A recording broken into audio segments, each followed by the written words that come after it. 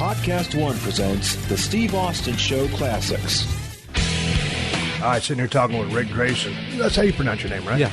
Dude, how long have we known each other? Forever. Well, we first met at Gold's down Venice. I was with my son maybe 5-6 years ago. Right. And then I ran to the firehouse a couple of times. And then we did 2 AfterBuzz. Right. And here we are today. And that's when you were hosting with Little Egypt, the AfterBuzz for SmackDown. That's right. Over exactly. there at the, with Maria Menounos. AfterBuzz, yeah. Right. God dang, dude. I was watching YouTube of some of, your history in wrestling. Because, as I've always known you, you're basically a 70-year-old version of me. Good-looking dude, bald head, and a goatee. People stop and say, "Are you Steve Austin?" I said, I don't know. I think I might be better looking, or maybe not. He's aged a little bit, but we damn near look like twins. You're in incredible condition. But when I started watching some of the YouTube stuff, and there's not a whole lot of stuff on you in ring, right. But man, dude, I mean, you were jacked up, great physique, looked like a white meat baby face. Right, exactly. Yeah. But back then, like with Michael Bell and the NWA and the Olympic Auditorium, he would recycle his tapes. He had the big 2-inch reels, and he was so cheap that he would recycle them every week. So there's no history of anything down there. And then Channel 13, I believe, had a fire in their vault, and everything burned up. I know, but I guess it's like when I kind of go back and look at some of my stuff, if you only saw me as Stone Cold Steve Austin, you never envisioned me with hair. So I've only known you as Ric Drasin, the guy with the bald head and the goatee. So that's what I just figured I'd see when I started going back in time. I had hair in those, so you'll see. I know. And we're sitting here in Ric's living room at his crib, and there's bodybuilding stuff all over the wall. Of course, you were born and raised in California. Started off down there in Bakersfield. Yeah, I hate to remember that. I escaped under the barbed wire in 1969. But dude, at a young age in junior high, you became interested in bodybuilding, powerlifting, weightlifting in general. What was it about that drew you in at such a young age? This is really funny because I was a lead guitarist in a rock band in high school. I played the Hollywood Bowl. I won a Battle of Bands in Hollywood at the Palladium. Then I played Vegas, and I thought this was going to be my thing. And then I started. I was dating a girl that was a year older than me, and she was a homecoming queen. And I always seemed to get the good-looking women. I don't know why. You're a good-looking kid. So she got me into working out, and then all of a sudden my body started to grow. And this is before drugs or anything. It was just a lot of milk, 3 quarts a day. Yeah. And then she started saying, "You're getting too big." I said, "There's no such thing as too big. There's no such thing." My dad had been taking me to wrestling shows at Strongbow Stadium on Thursday nights when it was like the old school style, Yeah. which I kind of liked, and I thought, I don't know if I'll ever do it, but it was fun. So one day on a Thursday, these guys come up to the Bakersfield to wrestle. I'm in the YMCA, and we're training, and 2 of them said, "You know what? You got a good body. You should get in the business." I wouldn't even know how. They said, "Well, Mae Young down in the Olympic will train you if you want to go down and visit." This is WWE Hall of Famer Mae Young. Oh, yeah. Yeah. Oh, yeah. And I look back. She was a very attractive lady back in the day. Yeah, we dated for quite a while. No, I just mean, but people in the new WWE just know her as an older women's professional wrestler. But she was very, very pretty back in the day. Very pretty. But let me ask you this, dude. This is about 65, correct? 1965. Okay. First of all, there weren't too many women to begin with in pro wrestling. No. And they certainly had a hard road to go down. But with it being such a male-dominated industry from its inception until now, in 65, the fact that a woman trained you, how did that weigh on your psyche? How did you hook up with Mae Young rather than just any guy that could teach you? Because I don't really have a big ego at all. And to me, I don't care who trains me as long as I train. I had respect for her. She was a champion back then. Right. And she was tough. Oh, no doubt about her toughness. I had to learn Japanese style, Mexican style, American style, shoot style. She said, "Their guy's going to stretch you out. You better learn how to shoot." And she worked me out hard. And so I respected that. And, back then in 65, I paid her for training for a while. She charged me $25 a class, which was 5 days a week, $125 a week. That's a lot of money. How did you just fall in with her? Well, I went down and I walked into the office and I said, I was sent down here to see about training. And she looked at me and she said, "You're a good-looking kid." She always has this little eye going, "Take your shirt off." And I was really ripped. And she said, "Oh, I can probably make some money with you." Yeah. So she called in Jules Strongbow and she called in Mr. Moto. And Buddy Austin was the top heel then. And Buddy was, it's one of those guys that I don't know if I ever want to work with him because I was going as a kid and he was brutal. Yeah. I mean, at least you thought he was brutal. Yeah. So they came in to meet me, and they said, "Well, give it a shot and work out." And so I had taken my mom with me. My dad had passed away, and she's waiting in the stands, and I come out with Matt Burns, and she says, "Are you ready to go home?" I said, "I got to come back tomorrow." "You got to be kidding. You're going to come back tomorrow?" I said, "Coming back." So I trained with her for 6-7 months. And then one night came along, they're going to use you on Channel 5 this Wednesday, and you're being booked with none other than Buddy Austin. No, I can't make it. Let's do something else. But Back in the day, you had to pay your dues like anything else. And he came in and he wanted to work out in this little makeshift ring she had upstairs, and he locked up with me so hard. Maybe you do this too, I don't know. I saw stars. I thought I was going to black out. On a lockup? On a lockup. Yeah. He hit me so hard. I like to lock up hard, and then I loosen up. And then he did, and he was fine. But I think they're just messing with me. I like a good snug lockup, but I mean, if you're seeing stars after lockup, there's something wrong. This was a head-on collision. Yeah. So, anyway, they booked me with him, and of course I did a job. And working baby face, right? Well, look at me. Yeah. What am I going to do, right? Christ, here we go. And that's the guy without an ego. Yeah. No, but I'm realistic. Come on, Steve. I look in the mirror every day and say, God, how did I get so good looking? Yeah. So, especially when I shave my head like you, there's no end to this now, right? Bald guys rule. So how long did it take you to really catch on to the business and feel like you really had a sense of what was going on in the game as far as timing, high spots, psychology, and sell? It took a while.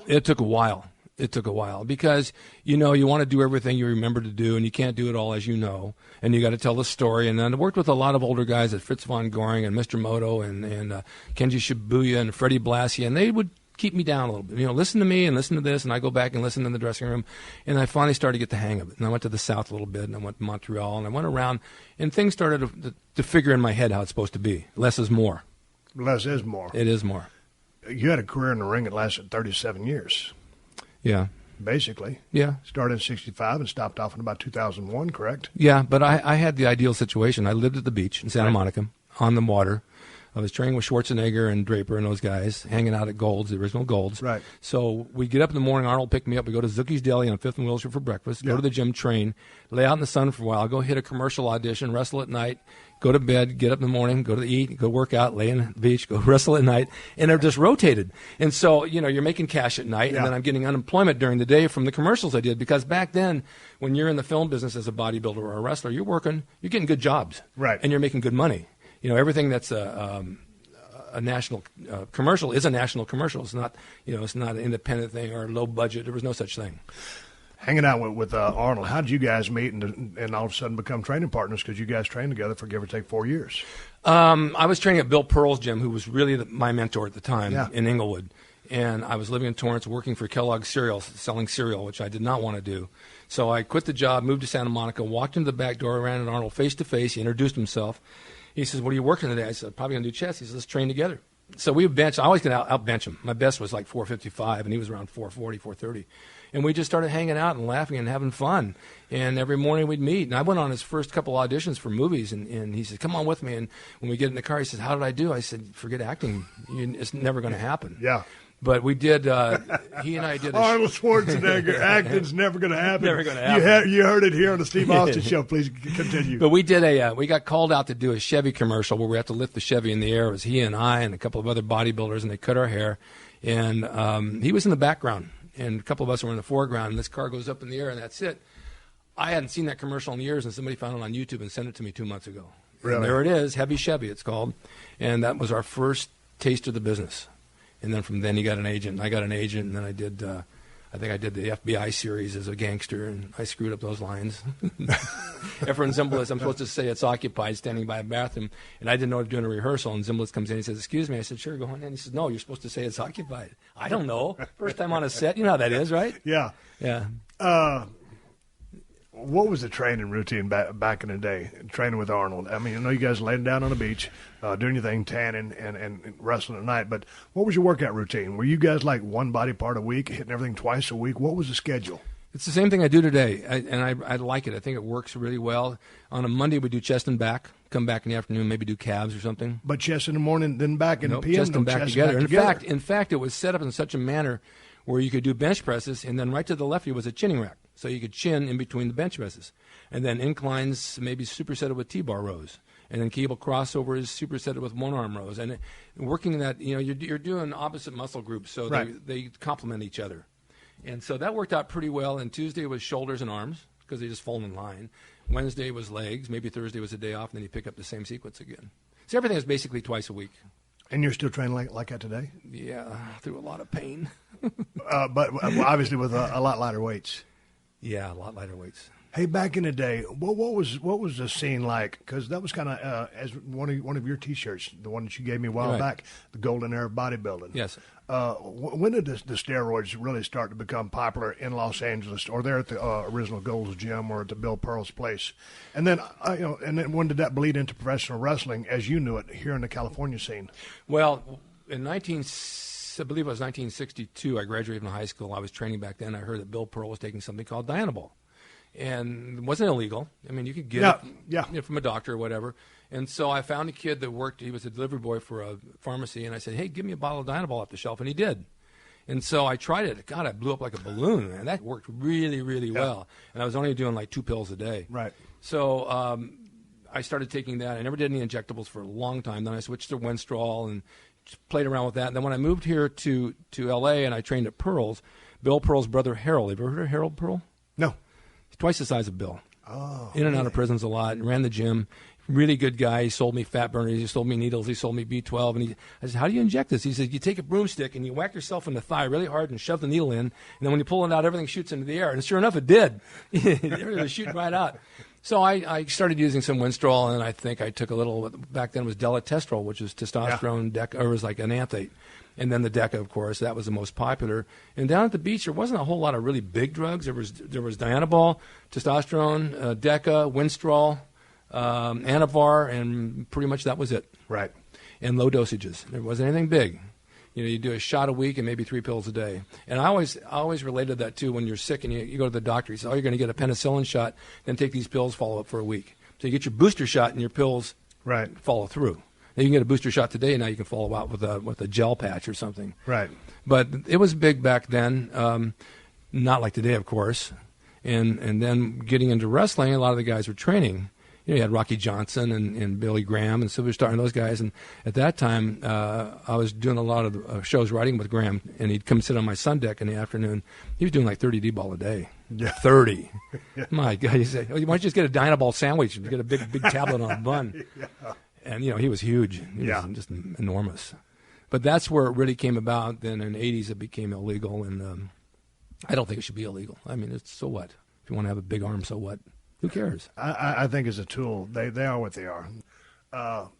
You were pretty much a body guy your entire career then. Yeah. So any long-term adverse side effects from the years of using steroids? And I would probably add in here, you were not a guy, and it appears to me, and by everything that I've read about you and listened to you speak, never a guy that ever abused steroids. And I think there's obviously a very thick line. Well, there's I have a book out right now called Wikipedia of Steroids, and I just bought the ebook online the other day. And it pretty much tells you what's going on. It's a good Thank you. Book.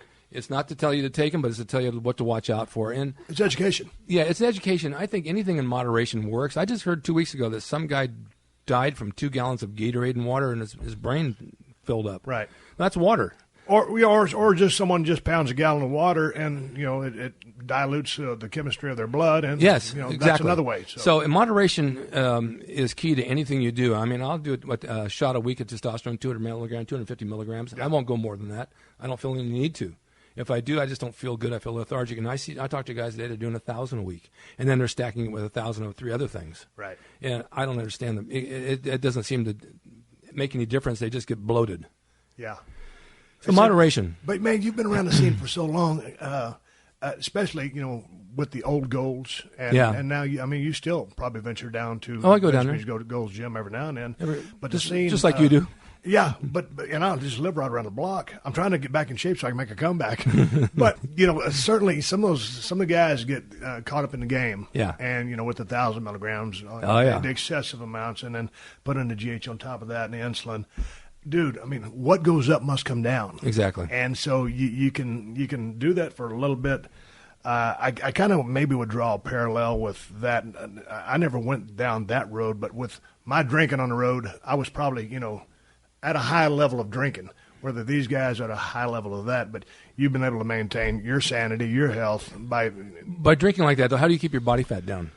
Oh, dude, I can't now. I'm trying to, as I called you the other day to set this podcast up, it was like, hey, man, we started talking about diet. So I'm still just sitting there trying to trim up these. No, it's about 6 ounces of red wine a night.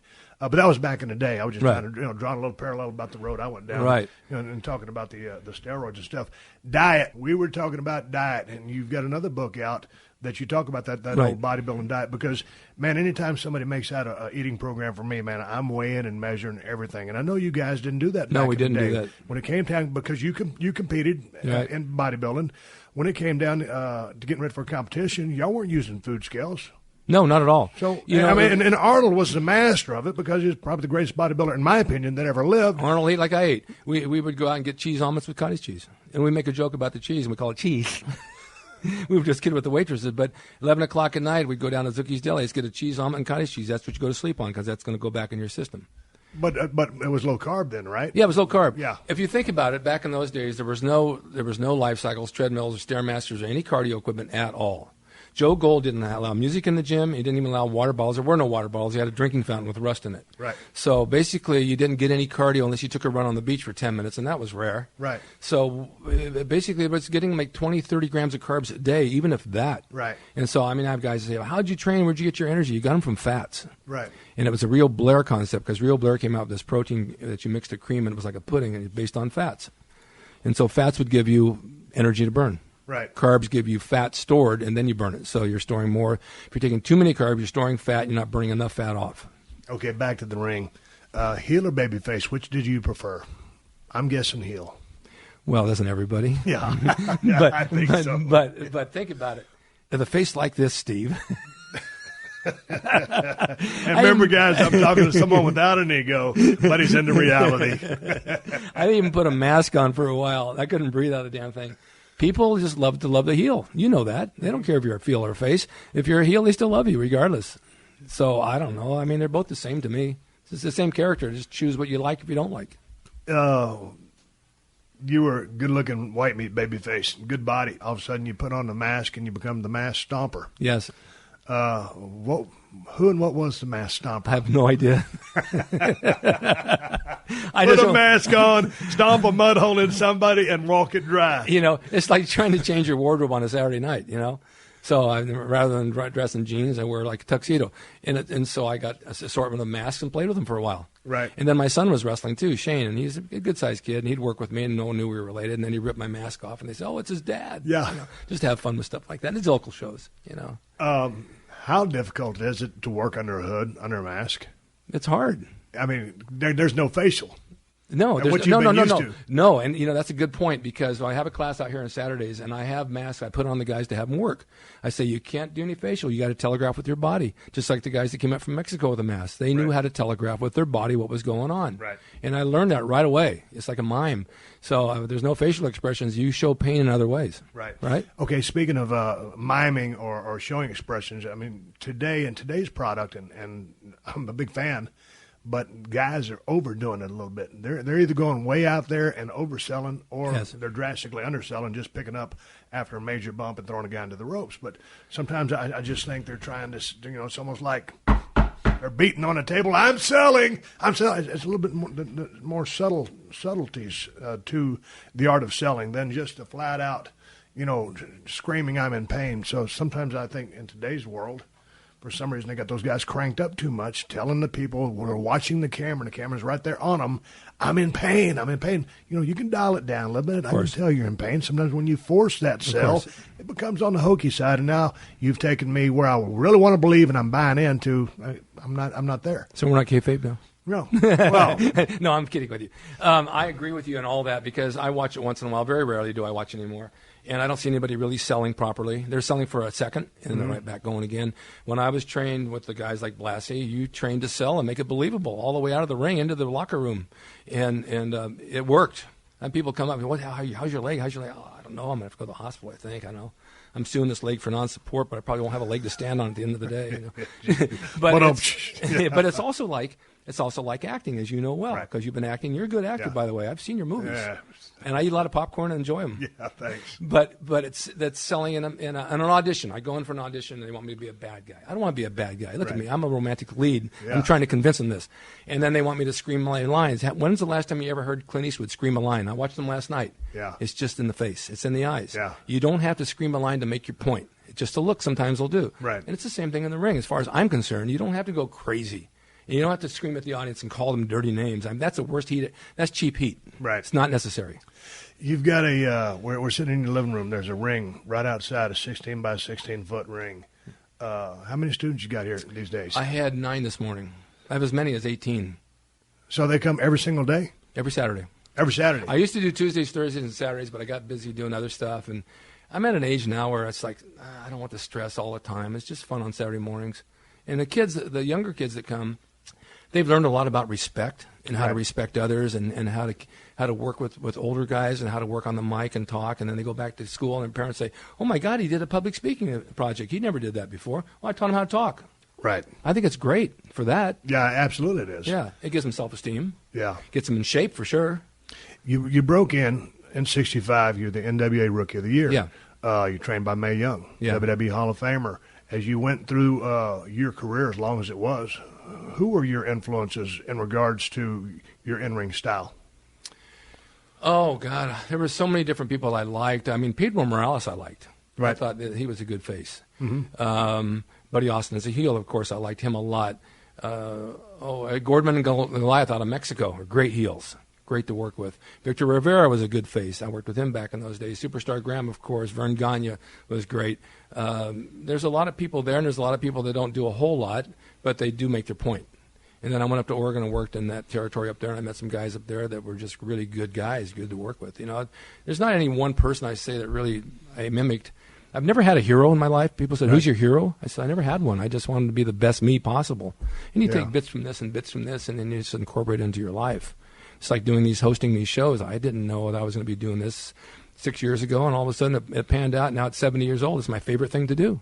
Right. It's fun. I love talking to people. Okay, so then now this question isn't about your influences, but who did you like as far as styles workers, just in regards to, I mean, were you a Ric Flair guy?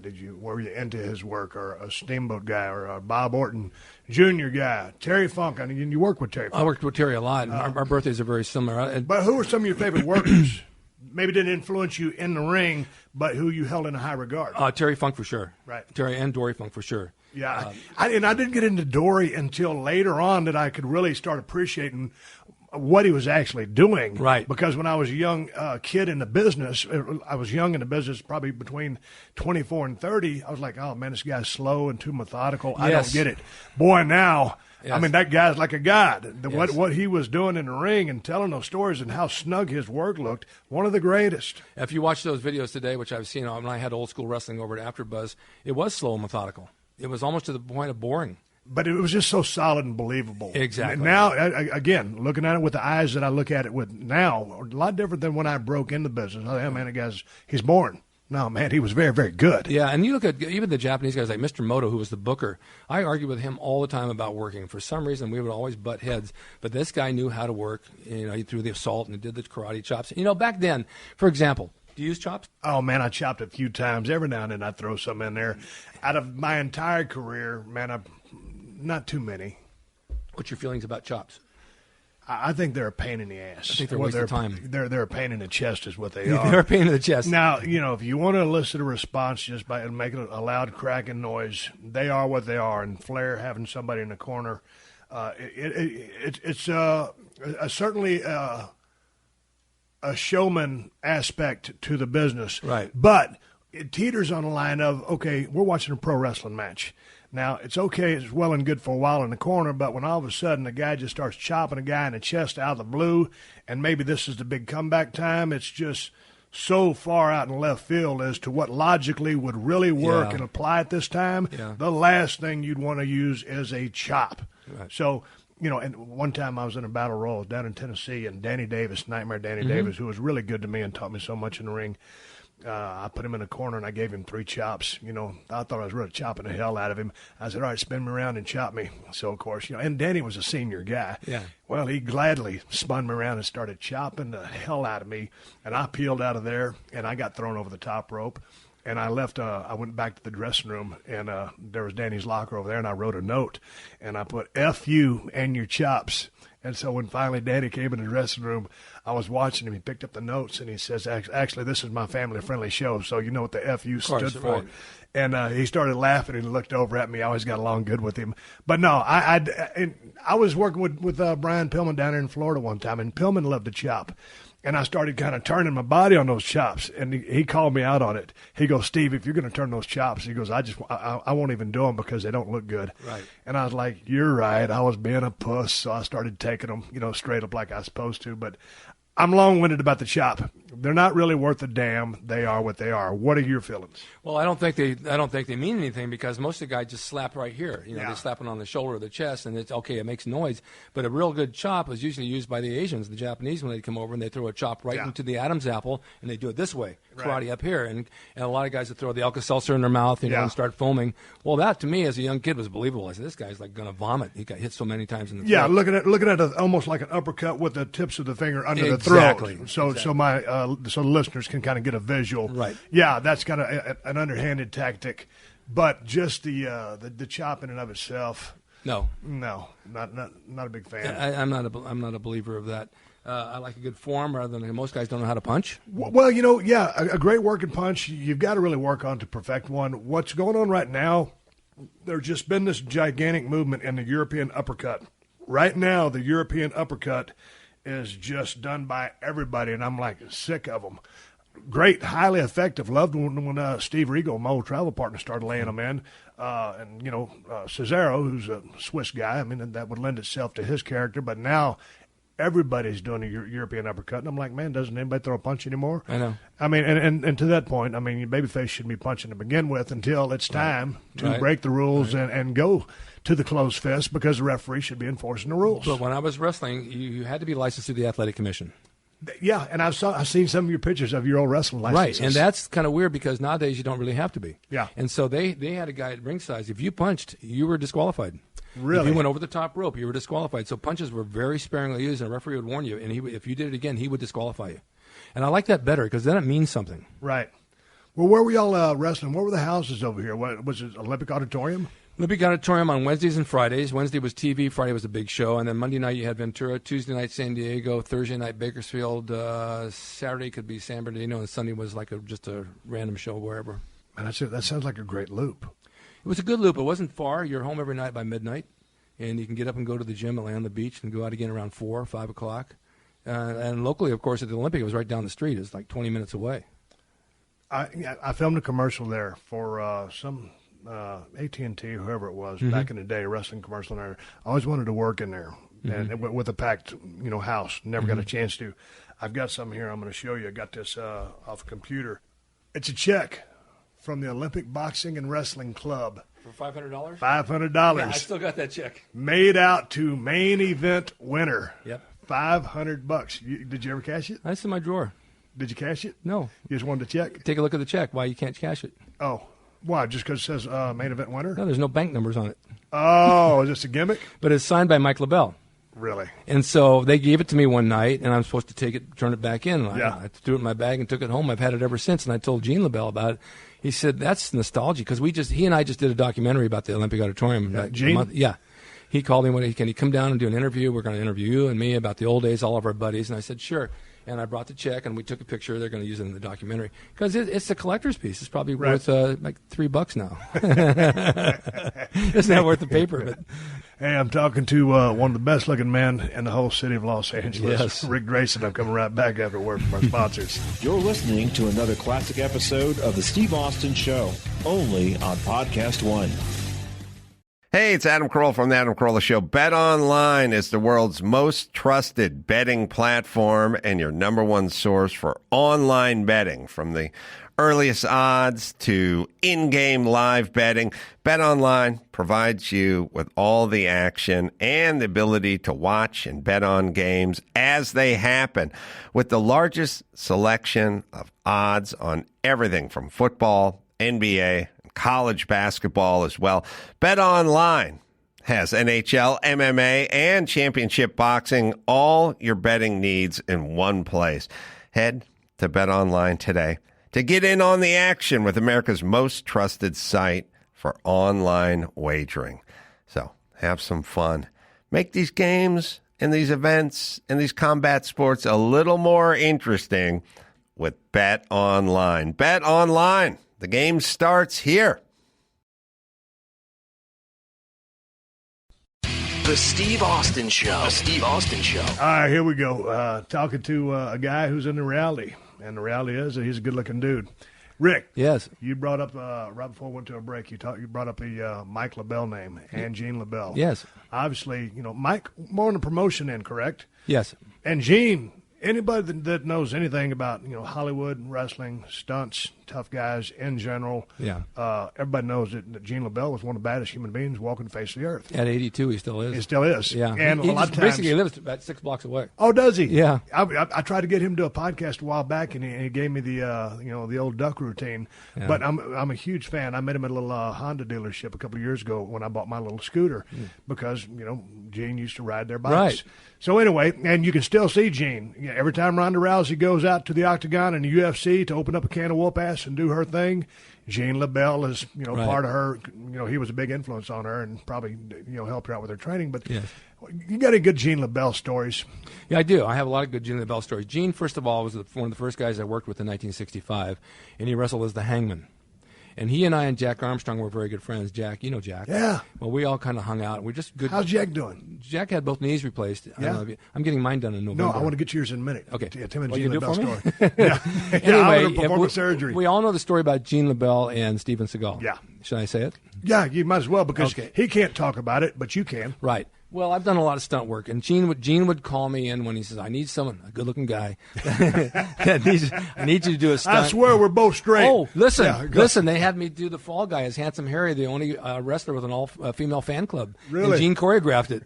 So we tease about stuff like that. But he did. He choked out Steven Seagal on the set and made him pee in his pants in front of 11 stunt guys, and it's validated.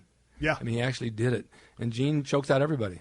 Yeah, he's never got me yet. I won't let him. I was at the Cauliflower Alley Club a couple of years back, and got a chance to finally meet Gene.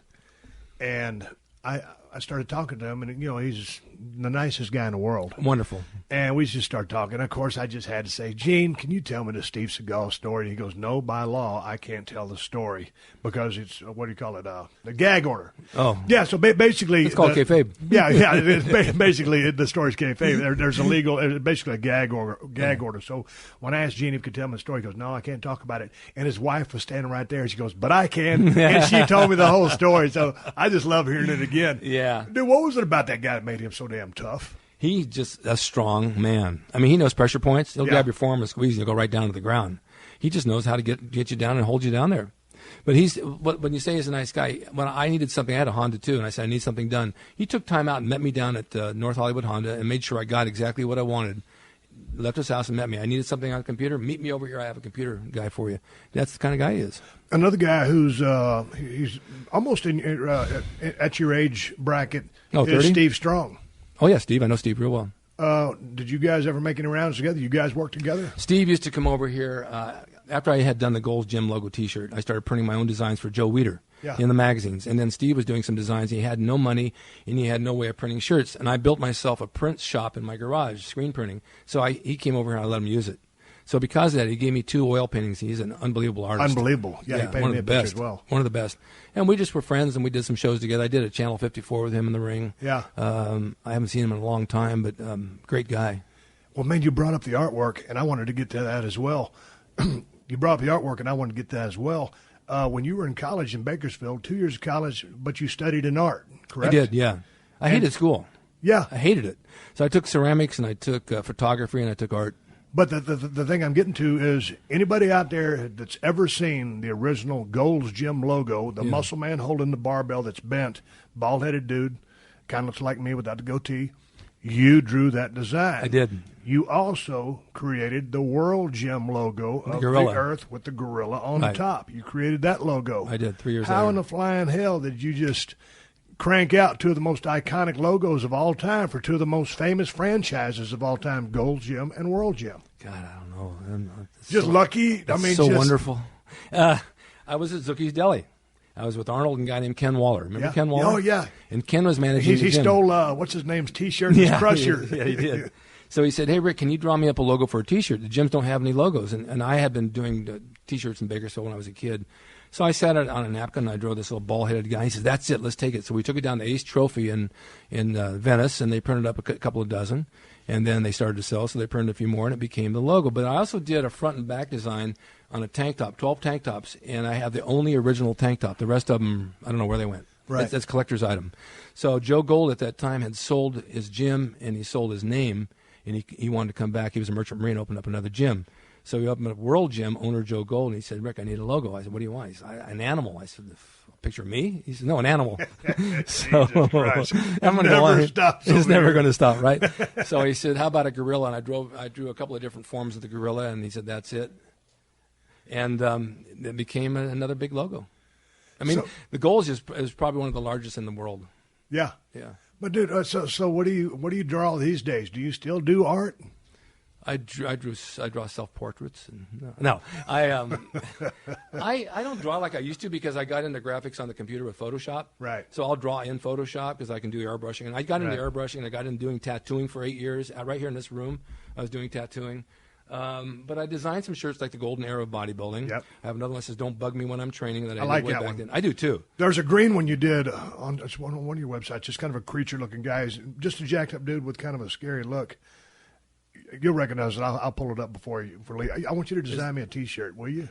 I don't know, Steve. I'm a very busy man. I got you right now. You're under pressure. Millions of people around the world listen to this podcast, and Ric Drasin. There's just no way you can tell Stone Cold Steve Austin. No, I'm not going to draw you. Can I have my name on it? Designed by? Yeah, you can put a name on the bottom right. By the guy who by the guy who designed the famous Gold's Gym T-shirt. I'm just going to pimp you out for a damn T-shirt and not give you any credit. Come on, man. We come from the same yes, we do. lifeline here. Yes, we do. Traveling down the road, you mentioned the loop. Give me that loop one more time.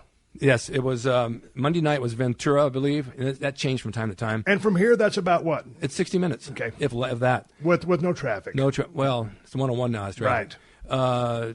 Tuesday night was San Diego. That's the longest haul. $120, $130. Yeah, and then Wednesday night was the Olympic Auditorium, and so I lived in Santa Monica. That's 15 minutes. Yep. Thursday night was Bakersfield. That was kind of an hour and 20. Okay. And it's a boring drive. But it's a wonderful town, don't you think? Yeah, dude, we were talking about that. One of my best friends is from Bakersfield. His name is Rick. You'll love him.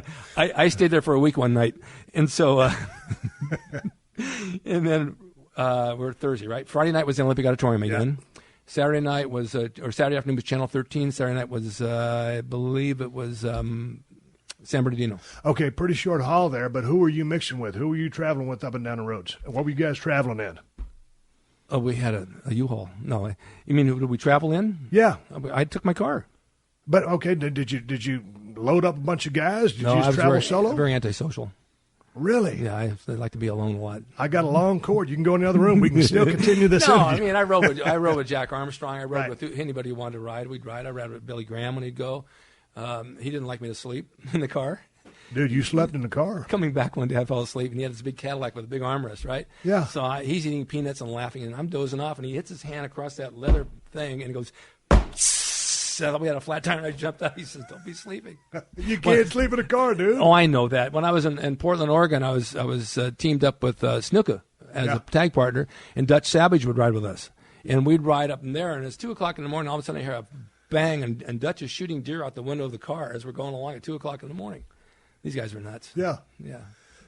So a lot of hijinks back in the day, ribs, everybody pretty straight? Or yeah, there's always ribs in the dressing room. You know how that goes. Someone's always doing something, but it was fun. I was always down with ribs. Ribs are, they're fun to watch as long as it's not a mean-spirited rib. Yeah. And, before I came into the territory, there was a lot of guys, if someone was wearing jeans and the guys would tie, just a one knot in a leg and, get a guy on each end of it pulling it, and that puts a hell of a a damn knot in that leg of those pants, and it sounds like, oh, you just untie it, but no. So, as Lee Corso, my college game day friend, would say, not so fast, my friend. It doesn't happen like that. Were you a big ribber? No. Were you one that liked to be ribbed?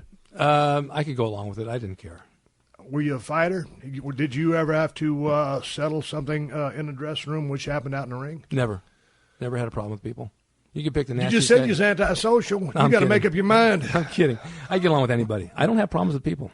Right. I don't let things bother me like that. Okay, the infamous potato sessions that sometimes happen in the ring. I was always a guy who was very, very lenient. I'll take my lumps. I worked a little bit on the snug style anyway. Yeah. Not strong style, as they would say. I heard you were like really stiff and horrible. Yeah, that was me. But God dang, we made some money. I've told this story before, but I'll tell it again because I love telling it so much. I was working over there back in the day. We'd go to Germany for about a week. Yeah. Be on 2 different tour buses, Hills Babies. Then we'd go to England, work for about a week. So it's 2 weeks over there in UK and Germany. And, after all that time on the road, doing all those shots, and we were really drinking heavy over there. Yeah. And they always kept the bars open for us. And so I was working with big boss man, Ray Traylor, who was an absolute sweetheart. And, Big Ray was 6'6", 6'7", 320 pounds, and had a quick left hand. And, man, he was having a rough day at the office, and he was working with me, and I was white hot at the time. And he kept teeing off on me and hit me with about 6 live rounds. And old Earl Hebner was always my referee back then, a hell of a damn referee, and I loved working with him. And he was looking at me. He kind of had this little shit-eating grin on his face. He knew something was going to happen sooner or later. I was very patient. So finally I said, all right, I've had about enough of this. So I grabbed old Big Ray by his arm, slung him in the ropes. I said, watch the clothesline. And here he comes running back with, just straight up and down. He's a big, tall guy. Yeah. And he was expecting that clothesline. He expected me to hit him about right there, underneath his throat in a safe spot, above his chest plate. Yeah. And that's not what I hit him with. I balled up my hand and hit him just vertical, just like this. I'm holding my arm up vertical. Hit him right there on the bridge of his nose, up and down his face. Poor Big Ray went down to his knees like a shot. You could hear it all across the arena. And it was like a cartoon on Saturday morning. He was just on his knees looking up at me. And, him looking up, he's almost as tall as me on my feet. And he just had this little smile on his face. And he goes, okay, he got it. He'd hit me with too many live rounds. Yeah. It was time to fire one off the cannon, and I did. And you never warned him? No. He'd teed off me on enough. So it was the shot that settled him down. But we always had a great time anyway. Yeah, but you would get that out of the guys in Mexico that come in the mask when I was down at the Olympic because they didn't speak English. Right. And you had to work on the right because they worked on the right and we worked on the left, right? How was that? Confusing. Yeah. It's like driving in England. Yeah. Right? I even sat on the other side of the car on the way home, make sure I could get used to driving like this. But they would potato you, and then you finally said no more, and they didn't understand. So I grabbed one guy's mask in between the thing like this, and I let him have it really hard right in the head. His eyes just kind of went like this, and it never happened again. Okay, here's the thing. Did you ever go to Mexico and work? No, I can't speak Spanish. Okay, you didn't go to Mexico and work, but those guys were here, and they spoke only Spanish and not English. What Mike LaBelle did, he found out that the Latins was his audience, and this is back in the 80s, and so he brought everybody there and put everybody over. And then we ended up doing jobs with all these guys. Right. But I liked them. They were good guys to work with, Yeah, but my point is this. Yeah. Okay, so you guys in the back, I mean, when I broke in, and certainly way after you broke in, and the business was really kayfabe in your days, so how you guys setting up a match where you got no communication? It's one thing for you and I to know the finish if we're on a different page as far as language goes, but as far as working that match, Yeah. how y'all laying that out? Well, it's just like we did today. You came in and we just called it as we went. We didn't have anything planned for this interview. Right. See? So it's the same thing when I tell the guys in the ring, use your instinct. Tell a story, have a good beginning, good middle, good ending. Well, I knew with those guys, they knew how to tell a story, and I kind of went with what I felt I had to do. If they were going to heel on me, I'd let them, and I'd come back a little bit, and then I'd let them heel, and I'd come back a little bit. Then I'd do a big comeback, and I'd let them heel again, and then I basically knew where the finish was going to go. But, back then you had 2 separate dressing rooms. You had the heels and the faces. And nobody knew. You don't even know who you're working with. You see the board, El Luchador from Salvador. Blah, blah, blah, blah, blah. What? Who's that? And then the referee says, what's the finish? I don't know. Ask him. Yeah. But, that was a fun thing, like in Nashville at the fairgrounds. That was a setup. Just 2, the dressing rooms on. The building was rectangular. There was a dressing room on each side, opposite ends. So, Frank Morrell, the referee, come over, and I just come into territory. I've been working 2 months. A greener and grass wasn't worth nothing. Athletic, but that's it. And you had hair. Green is green, dude. Yeah. Green is confused. With blonde hair. With blonde hair. Good-looking kid. Yeah, blue eyes from Texas, jacked up. Just like football me, right? player, yeah. We looked alike back then, I was too. probably a little bit better looking than you. I don't know about that. No. So anyway, impossible. there I was. But my point is, when you just get a finish, and that's all you've got to know is the finish, and you go out there and create the rest, it's so much easier and so refreshing because you call it as you go. I love it. You do something, Rick, as you know, to elicit a response. Based on that response, you proceed accordingly. Right. And that dictates your match. Yes. So, if they're not buying something, you change gears and go a different direction. Don't want a whole lot of heat. We don't got to get none. Just want to see a big shine. There was a part of my career when I really started getting white-hot as Stone Cold.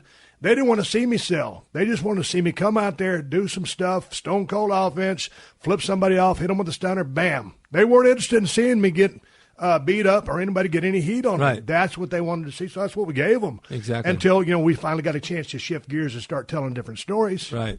It's kind of like, and I like stand-up comedy a lot. I mean, I'd like maybe that'd be You're my a funny next, guy. I've been laughing my ass off since I've been here. This old good-looking thing and into reality. As he scratches his back.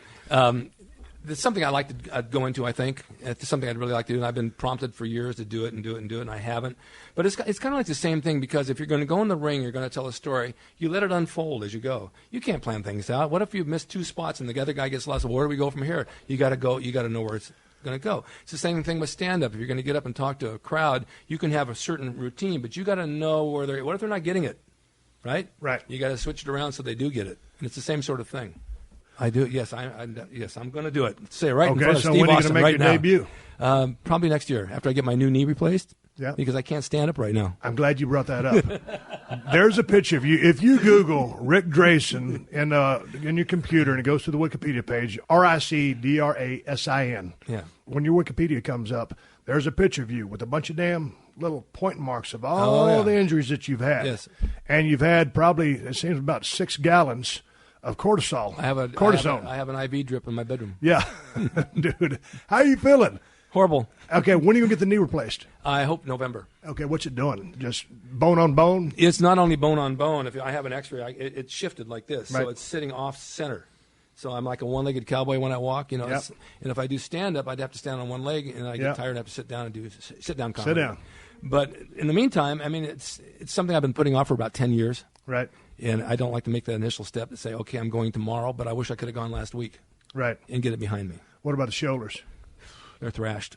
There's nothing I can do. So what are you doing when you do go to the gym? I mean, because you're in still real good shape. I mean, physically, like I said, I don't know how you feel, but you still look good. So what are you able to do when you go to the gym? Because you've got a YouTube channel. What's the name of your YouTube channel? Rick's Corner. Rick's Corner. Now, you talk to a lot of people from the world of bodybuilding, professional wrestling, powerlifting, and you also do some tutorials of you working out in the gym. I do. So you're a teacher. I am. When you go train, how's your body? I can do almost everything. I don't do heavy benches anymore. I don't do many dumbbells because my shoulders sound like celery cracking all the way through. Right. But today you got the hammer machine, Cybex. You've got certain machines you can do that emulate free weights. Right. And I'm a real visual person, so if I put in my head, for example, the hammer machine is like this. You put the weights on, you can press. In my mind, I visualize I've got dumbbells going. Right. It's the same. You're working the same muscle the same way. Right. So basically, you're using a machine, but you feel like you're using the dumbbells, and so that works for me. Curls aren't what they used to be. I used to curl the 65s. I do 25s, 30s now. I have a ripped tricep. I never got it reattached. Right. Arm's a little funky. Yeah, man, I got this one reattached, and I got that calcium in there, so I can't straighten it out any further than that. So, like, if you and I are go to dinner and it was time for the check, you would reach further and hopefully be able to get the check before me. If this was the check and we were eating, yes, during the dinner, I'd probably keep going like this. Yeah, you're one of those guys. Hey, you ever travel with the guys, when you're going up down the road, you pull over to a diner or it's a Denny's or a Waffle House or wherever it's at, and the guys all of a sudden start getting alligator arms, what we call it. Never want to reach for a check. I always get I'll reach for my share of checks. You want to hear an old school story about wrestling? Love one. Two guys one guy goes into the restaurant. It's a nice diner, and he's starting to order food. The other buddy's outside. He comes in, and he sees him, and he says, that looks pretty good. What do you have? And he says, I'm having a little salad. He says, I don't have any money. He says, sit down here. I'll buy you a dinner. And so the waitress comes. She says, this guy just walked in. He doesn't have any money. Buy him a salad. So she brings him a salad. He says, it's a nice-looking steak. Bring him a steak. This goes on through the meal. Finally comes down to the dessert, and he says, Jesus Christ, you're going to have everything? He says, I'm hungry. He says, I'll pay you back one day. So he brings the dessert, and then he finally says, well, I got to run. He said, when you got to run? They get this big fight. And he chases him out the door, and they run around, get in the car, and they leave. And no one paid the check. So this is an old joke these guys used to pull. You're listening to another classic episode of The Steve Austin Show, only on PodcastOne. Guys, what is up? My name's Tom Schwartz. Some of you might know me from Vanderpump Rules. We had 11 wonderful, beautiful, strange seasons together. You've seen me at some of my worst, and now I want to show you some of my best. Welcome to my new show, Detox Retox, on PodcastOne. So what are we doing here? Well, we're striving for balance in an ever-extreme world. Each week we celebrate the dance between indulgence and moderation, and I want to level up together, and I don't want to feel bad about feeling good. It's all about harmony, okay? Through conversations and travels, friends, your favorite reality stars, internet personalities, experts, amateurs, metaphysics to mezcal, highly experiential. It's going to be a nice blend of practical and fantastical. It's not woo-woo if it works. So we're going to open up our minds with fascinating humans from all walks of life. You're a little reminder that it's never too late to start fresh and find harmony. New episodes of Detox Retox with me, Tom Schwartz, drop every Tuesday. Come vibe with us, and remember to rate, review, and follow wherever you get your podcasts.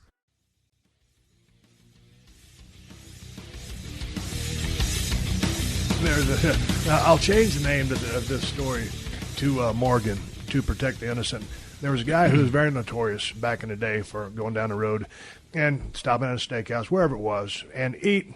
Okay, if he had an 8-ounce steak, eat 7 1/4 ounces, and then call the waiter over that last 3/4 of an ounce. You know, this steak is just a little off. You know, could you take this maybe off my check? And, you know, that would always be his M.O. Finally came a time when he doubled back and did the same routine, and the waiter called him on it, and I'll change the guy's name to Morgan. Yeah. He goes, Mr. Morgan, you did that last time you were here, sir. And then he finally, after all these shenanigans, got busted. It was a pretty good little payoff. I did that by accident. You're pointing at yourself. I did that one night. Yeah, I did that one night at a seafood brother. They brought me a fish, and the manager came over and said, how's the fish? I said, it's okay. He says, it looks like it has a lot of belly fat down there. I said, I won't eat that. It's fatty. And he says, I'll bring you a whole other dinner. He says, oh, no, you don't have to. And I was really hungry. And he says, I said, okay, I'll take it. So they brought me another one. And then I went in there one night, and I ordered the dinner again. And all of a sudden, I see all this smoke behind the glass. And I hope that's not my dinner. The guy comes out, he says, I'm sorry, sir, but your dinner just caught on fire, burn up. But I had that happen a few times. Or we'll go out, and we'll always say it's our birthday, and we'll get a free dessert. I have birthdays every night, every weekend. That's why the belly fat. Belly fat? Yeah. You don't need cardio? This is it. run in your mouth is cardio. I'm burning cardio just talking. You know, I'm burning body fat. Give me a superstar Billy Graham story. That guy, I'll sit in bed. My wake up process is a gallon of coffee. I get up before my wife, and I go in there and I make a cup of coffee. I come back and I slowly sip that one, and then on my second cup of coffee, that's when I'll bring her a cup of coffee, and that's at 7:30. And I'll be sitting there watching, and I'll always go back to this one Billy Graham video of him in Madison Square Garden. Vince McMahon is conducting an interview, and superstars going off about swimming 19 miles, work out 5 hours a day, swim across the Atlantic Ocean, all that other stuff. I mean, he didn't miss a beat. It's one of my favorite promos of all time, and he's one of my favorite promo guys. And he was 20 years ahead of his time. Sure. Any unique stories about that guy in a positive light? Everything about him, for me, is positive. I just love the guy. He was the greatest guy in the world. And he'd come down to Gold's and train, and we'd all go to lunch. And he just always had a smile and a laugh, just always in a good mood. Really? Always in a good mood. And he was just huge. I mean, you know, even Arnold looked at him. He said, he's bigger than Arnold. He had this bicep. But he was doing a lot of D-ball and all that. Yeah. And then he wanted to start a promotion with me. And at the time I was married to my first wife, he wanted to put her name down as a promoter, because a wrestler and a promoter can't have the same license. You have to have a promoter's license and a wrestling license, and you can't promote. So he and I and the guy with the beard that he hung out with, I can't think of his name, Ivan Koloff. Yeah. We were all going to do it together. They'd come over to my house every day and sit out in the patio, and we'd plan this thing out, maybe doing it in Bakersfield. And then they took off, and so I ended up promoting in Bakersfield. And I did a couple of shows up there. But, you know, back then with the commission, and you had Eileen Eaton owning the Olympic, they would stop you and they'd block you. That's one of the things I was going to ask you, because it was give or take about 78 when you started promoting. Yeah. And then you got pressure, immediate competition from NWA. You've got pretty good memory for a man of your years. Well, dude, if I'm going to come over and talk to Ric Drasin, the Ric Drasin, I got to do my research. No, so tell me about that, because in Gary Hart's book, I mean, when people split off, and, you know, you went and you decided to go away from the NWA. You're considered the opposition. Yeah, so they would strong arm you. Well, not strong arm you, so to speak. They'd bring in loaded cards. You know, you couldn't get off the ground. Here's how they would do it. So what? Okay, you tell me. She was in with the athletic commission. They were in her pocket. and she paid them off. So you had to have all these forms filled out by Tuesday for a Friday night show. All your wrestlers, all their license numbers, everything to a T, and it had to be in by a certain day. And she would make sure it would get stalled. And at the last minute, they wouldn't let you run the show because you forgot something. You know, and then they'd come down and they'd count your receipts and they'd want their payoff, you know, at the end of the night. And so when they got rid of the commission, I said, great. I ran a show in Bakersfield. I drew about 400 people, and they came down. They said, we want our taxes. I said, for what? They said, athletic commission. I said, no, you don't have any jurisdiction anymore. No, we're getting entertainment tax. I said, no, you're not. Get the hell out of here. And they sent me a bill for $75, and I have a stamp in my garage that says bullshit. Yeah. And I stamped it all over, and I mailed it back to them. I never heard from them again. Really? Nope. So how long did you last in the promotion business then? Oh, well, I ended up doing local shows here at school, at different schools, and it went really well. I mean, I drew one at Milliken Junior High, 500 people one night. And for a local show, that's pretty good. Yeah, it is good. I always involved the athletic department, and when the head coach would put him in the ring as a ref, even though he wasn't smart, and throw him out and rip his jacket and do stuff like that. Right. So the kids got they had fun with it, and it just got to be too costly after a while. Do you keep in touch with what's going on the indie scene? Because Pro Wrestling Guerrilla comes through here and runs shows. Does anybody ever come by here and look at the people you have in your camp, or do you stay in touch with what's going on in the indie scene? My students do. They go out and they work the shows. I don't really go to the shows anymore. Right. I went a couple of times, and it's like I'm bored to death. You know how that goes. Yes. I just don't want to be there. It's the same thing in the ring. You know, I lose respect for these guys that go in the ring and they don't even wear gear anymore. There's no boots, there's no tights, there's jeans and loafers, and I mean, come on, show the thing. And they don't even stay in shape. Okay, well, let me ask you a question. Yeah. You had a career from 65 to about 2001, call it 37 years. That's a long-ass run. Yeah. Okay, so then finally, what was the writing on the wall or the epiphany? God dang, you talk about a good-ass word on Sunday. That's a good word. It's Saturday. Do you know what it means? Do you know what it means? No, but it sounded good. It sounds good. Yeah. So what was the big idea about, hey, Rick, looking yourself in the mirror, good-looking dude, it's time to hang it up?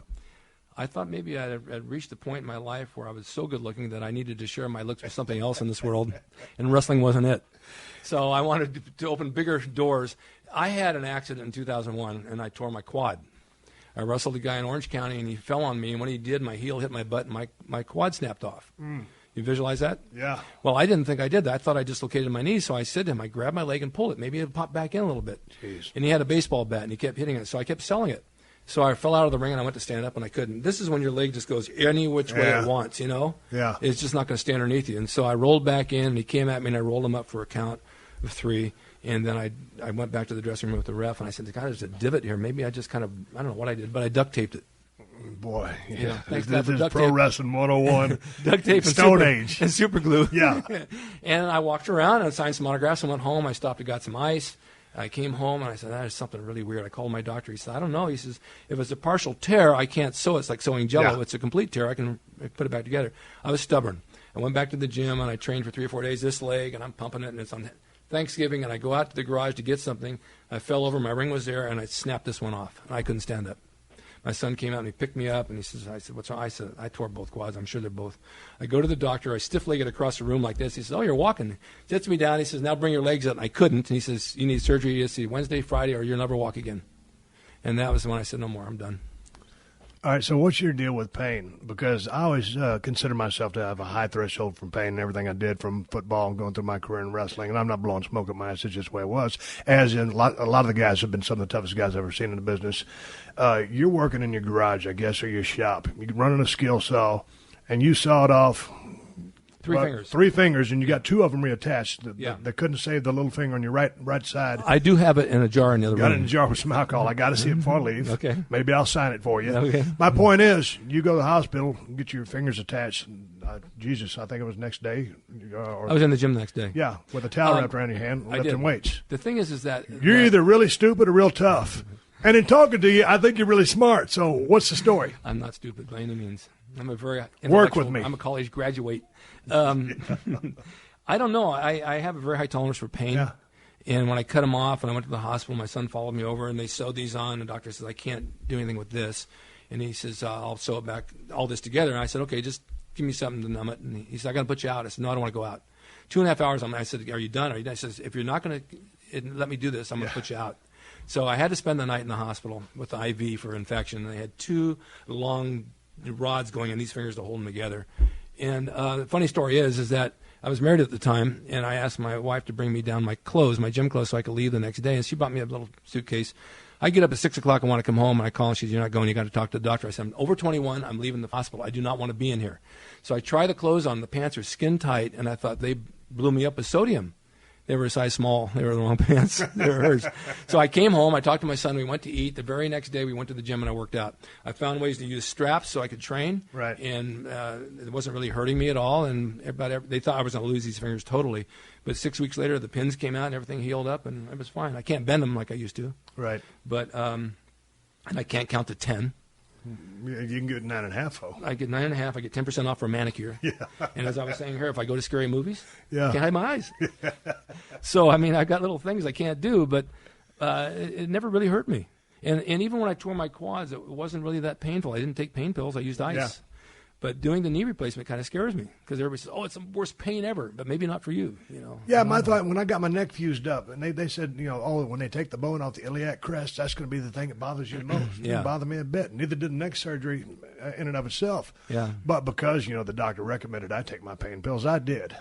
Did you? Yeah. Well, I'll tell you why. I'll tell you why I didn't. We talked about this too. Yeah, go ahead. They constipate you. No, no. Not me. But I was living in South Texas. It was the home of great Tex-Mex food. You can't get constipated eating Mexican food in Vicodin. It worked for me. That was my system. I had a problem with my neck like that. Just on my birthday in July, as she knows, I couldn't turn my head at all. It's something swelled up all the way around. It ended up being a sinus infection. But I couldn't turn to the left. And so, and this is not really funny, but it's kind of funny. I had to make all right turns going over to her house. It took me twice as long, but I realized that 3 rights make a left. When you think about it, if you're going right, and right, you're going left again. Yeah. So I still got there.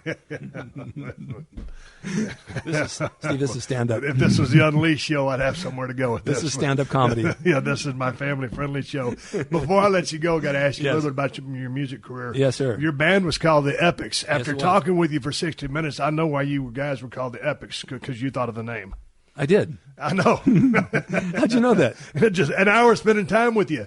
What were your musical influences? Are you a good guitar player? I think I'm a really good guitar player. What do you like to play? Nothing that you heard in Texas. I like Chet Atkins. I like Les Paul. What a great picker. I love that stuff. That's what I learned. I used to listen and play. I never learned how to read music. Right. I taught myself how to play. Then I began teaching guitar, and I had myself a reel-to-reel recorder, but I would record all my background chords on, and I'd play along with it. Then I ended up getting a guitar player from high school, and I got another guy and a drummer, and we formed a band. And then we formed another band, and we got some singers. So I started singing with them, and pretty soon I'm playing all this Chet Atkins stuff, and I reversed it into rock and roll. Right. So I sound more like Chris Isaacs. Right. And it worked for me. And I did this for many, many years, and then when I got out of the band, they went to heavy metal and acid rock. I said, no, that's when I was wrestling. Kept my guitar. I still have my 57 Jazzmaster I bought brand new for $400 on 57. It's worth about $20,000 now. Right. And then I started using GarageBand. I Yeah. could do a drum track and do all my tracks, and I started incorporating my music and producing my own stuff. Taught both my boys how to play. My son produces now for radio and television, steady. Do you still play regularly? Yeah, I just played at my birthday party, or a year ago, right? The birthday party, July. Yeah, I still played in July. I brought my guitar. So what do you play these days? Just for fun? Just for my own enjoyment. Yeah. Yeah. Where am I going to go with it? I know, but I mean, like what would you a song? Anything that would be in the mainstream, or any Stevie Ray stuff? I can do Stevie Ray stuff. I play a lot of blues. I can play a lot of blues. I listen to a lot of stuff on Spotify, and I break my guitar out and I plug it in. I just bought myself a new amp, and I'll play along with what I hear on there.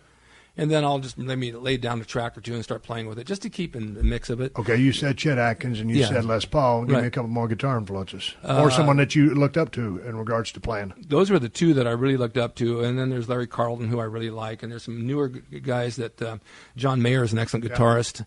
Oh my God, there's so many out there. Roy Clark back in the day. He's a good picker. Very good picker. There's so many of them. Glenn Campbell was actually a good guitar good. guy. And Jerry Reed. Yeah. And they do Jerry's Breakdown. Ever heard Jerry's Breakdown? Him Yes, and I Chet have. Atkins? Oh my God, that's crazy.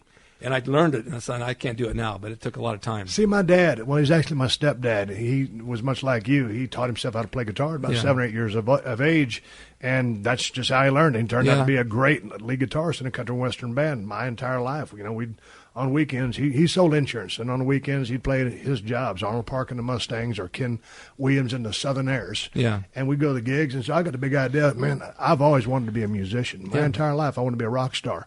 And so I was going to get my dad to teach me how to play electric guitar. But I wasn't his biological son. I didn't inherit his musical traits. Yeah. I ain't worth a damn. And I didn't really apply myself. Yeah. So I figured, you know what? You can't play the sixth string, so you can't be the lead guitarist. And my goal was to be a lead vocalist. But since I can't sing, that was right out of the ballpark. There's from no the music beginning. for you. So bass. My dad was going to teach me how to play bass. So I went down and bought a bass guitar. He had his amp right there, plugged into it. And 4 strings, it's going to be easy, right? Well, it wasn't. Didn't apply myself. And then that killed my dreams of being a rock and roll band on that front. And my parents knew that the drum kit was too loud, so I had to go to professional wrestling. It turned out there was a happy ending to the story because I did okay. Hey, let's talk about, before we wrap up, on Twitter, you're at Ric Drasin, RICDRASIN. Your YouTube channel. My YouTube channel is YouTube/Ric Drasin, or you can go to rickscorner.com, which takes you to YouTube as well. Right. And then I have Ric Drasin Live, and but right now Rick's Corner is just going crazy for bodybuilding and nutrition and fitness and some wrestling as well. I've enjoyed a lot of your conversations with Rich Piana. He seems like a very unique guy. Really good guy. Very smart guy. Yeah, he is. He's very smart. Quite a character, though. He's very unique. He's OCD on everything you can think about. Yeah. Everything to the max. But it's I've learned a lot over 70 years, and I share my knowledge. Yeah. And my brain is still pretty good because I use the coconut oil every morning, and my brain is like really increasing in content. So we're going to wrap. Well, don't forget you can find my Wikipedia of steroids on my website, rickdrasin.com, and bodybuilding for dumbbells as well. It'll take you back to the old days of what we did back then, and it tells you what steroids do and how to take them. I'm not telling you to take them, but you got to have knowledge before you stick something in your body. Oh, that's why I just wanted to thumb through it, man. I've been around the horn a few times. I bought the ebook. I scanned through it real quick. I'm probably going to do some reading. Yeah, I just actually used your $14.95 for lunch. Dude, hey, man, it's worth the $14.95. Like, again, I'm not sitting there plugging a steroid book either, but if you're interested, you need to educate yourself. And this was a very streamlined platform that cut through all the chase and gave, basic, in-depth information that, wasn't crazy scientific that no one could understand. Exactly. That's what I enjoyed about it. Right. So anyway, that being said, I'm sitting there with Ric Drasin. We're about to go out to his garage to do a. It's my studio. We're going to. Excuse me. Jesus Christ. We're on a Steve Austin show, and he's going to correct me. I'm going out to Rick's studio. We're going to do a Rick's Corner. There's a 16 by 16 ring in the backyard. We might have to go about 15, 20-minute Broadway. What do you say? I think the best thing we could do is lock it up and take it home. God, that's when you listen to a veteran who knows what's going on. I agree with that. And that lockup better be loose, brother. I can work with that, Rick. Thank you very much. And plus, I want to come back because, dude, you've had I'm sorry, there's only one shot with me. Yeah, okay, you're coming to my place. You've had an incredible life, and we just stuck basically to a little bit of the wrestling part. Yeah. I want to come back and talk to you about the bodybuilding scene. Sure. More in depth with some more research on my part. Right. And I'd also like you to bust out the sixth string and play a guitar or two. I'd also like to talk in depth about my sex change at 30. Well, yeah, and because, man, I thought she was a good-looking chick back in the day. It was. But as a guy, you got this macho swagger about you that's just kind of uncanny. It worked for you. Well, let me ask you one question before you close. Yes. You're closing now, right? Yes, we are. People ever stop you and say, "Excuse me, sir, but are you Ric Drasin?" All the time. Yeah. I can't win for losing. Yeah. Oh, thanks, Rick. I appreciate it. Okay, thank you. Thank you for joining us for another classic episode of The Steve Austin Show. Please leave a rating and review on Apple Podcasts and tell your friends. For more Steve Austin Show, go to PodcastOne.com. That's PodcastOne.com.